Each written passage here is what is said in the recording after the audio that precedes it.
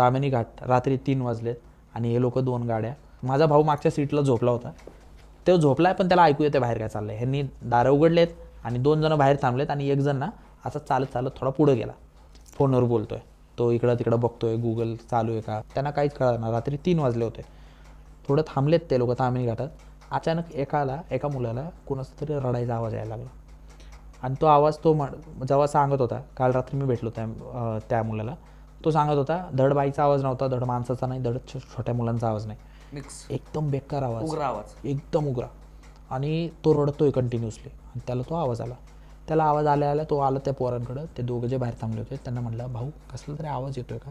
तिसरा जो गाडीत बसला होता तो बाहेर आला. तो म्हणतो कसला तरी आवाज येतोय का. आता एका मागे एक सगळ्यांना आवाज यायला लागला आणि एक जण म्हणतोय तुम्हाला तोंड बंद ठेवा तरी ते शांत बसा ना. तो म्हणला बसा गाडीत निघा, आता थांबायचंच नाही कुठं, जिथं गाडी निघल तिथून काढायची बाहेर.